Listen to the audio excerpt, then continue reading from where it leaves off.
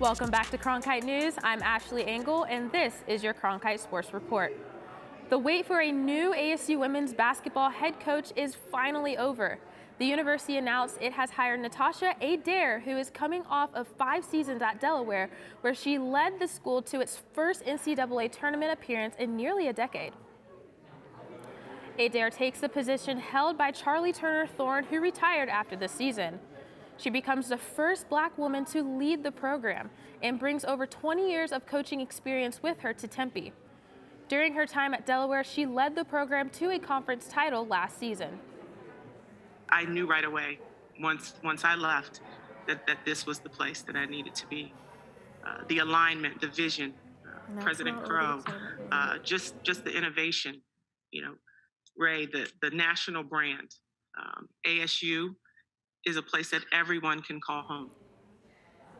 And that's not all the excitement around Sun Devil athletics. The 17th ranked softball team swept 14th ranked Arizona this weekend in a Territorial Cup series, which included a perfect game by ASU pitcher Marissa Skold yesterday. Saturday's 11-0 victory marked the first time ASU has shut out Arizona since 2011, and Sunday's game was the 11th straight win for the team. ASU men's swimming team put on a show at the NCAA National Championships, including a 6th place overall finish and 2 individual titles from swimmer Leon Marchand.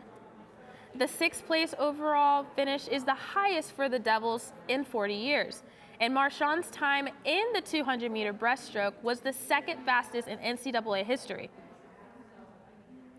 The Suns got a huge win last night, 114-104 against the 76ers, and are now on an 8-game win streak. Newly named Western Conference Player of the Week, Devin Booker led the team with 35 points, and Chris Paul got a double-double with 19 points and 14 assists. It's Paul's 2nd double-double after coming back from an injury, and he is still trying to get back into his normal rhythm. I'm just trying to get my win. I be tired out there a little bit, but it's getting better. It's getting better, and I don't know, just trying to get a rhythm, get in the flow. The guys stayed in a great rhythm when I was out all those games, but even before I went down, we went. The Arizona Diamondbacks are staying in the headlines as well as the regular season approaches. The team announced they've signed star second baseman Ketel Marte into a 5-year, $76 million contract extension, which will keep the infielder in the Valley through 2027. The team initially acquired Marte from the Seattle Mariners in a trade. Since then, the 28-year-old has become a centerpiece of the team's plans for the future after finishing 4th in the National League MVP voting in 2019. The Diamondbacks begin their season on April 7th against the Padres. Going to the ice, the Coyotes lost to the Jets last night in overtime 2-1. The Jets were able to get on the board first, but then forward Nick Ritchie was able to put the puck in the net in the 3rd period to force the game to go into overtime. Coach Andre Tourigny was happy of the team's performance and said the team looked better. We battled hard, during the entire game, but I think mentally we got better in the second and the third, and we played really well. I'm really happy about the way we battle. I think we were tough to play against. We were down our opponent. We could see the other side. They were tired at the end, and it was a good game. Right winger Phil Kessel moved up in the rankings for the 2nd most consecutive games played, passing Doug Jarvis with 965 games. Kessel began his streak in 2009. Now, a lot has happened since then, including the release of Instagram and Drake's debut album in 2010, the Hunger Games movie in 2012, and the Suns drafting Devin Booker in 2015. And let's not forget the release of TikTok in 2016. She's a mother of 2 and works 2 jobs, but this Tucson fighter has her sights set on big things for her MMA career. Cronkite News reporter Parker Dunn gives us a look at her journey and what the future holds. Rosalind Chavira's path to the MMA world was an eventful one. It started when she was young and used to get into fights at school. My brother would get bullied a lot in elementary school, and When we were younger, he wouldn't really defend himself.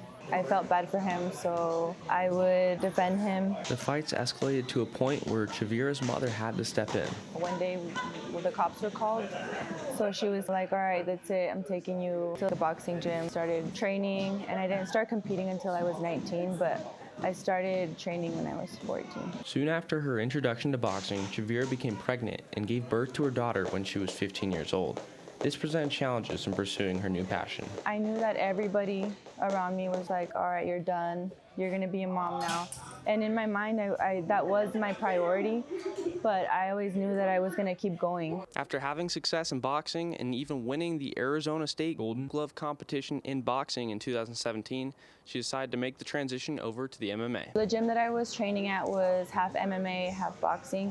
And I would see the MMA fighters train all the time. And then I just thought to myself, I want to try it one day. I reached out to one of the coaches and then I started right away. Chavira now balances training while raising her daughter, a process she feels helps make her a better mom. It's taught me discipline and hard work, and I'd like to lead by example. Chavira's training coach at Dominate Fitness and MMA sees her discipline on full display every day. She's actually a lot of fun. She's probably the easiest out of the team to train with because of her attitude, her personality. It just makes it enjoyable. No matter how hard the practice is, she keeps her head down and just treks through, no problem. Chavira got into boxing while helping protect her brother, and now is hoping to serve as a role model to her daughter through MMA. In Tucson, Parker Dunn, Cronkite News.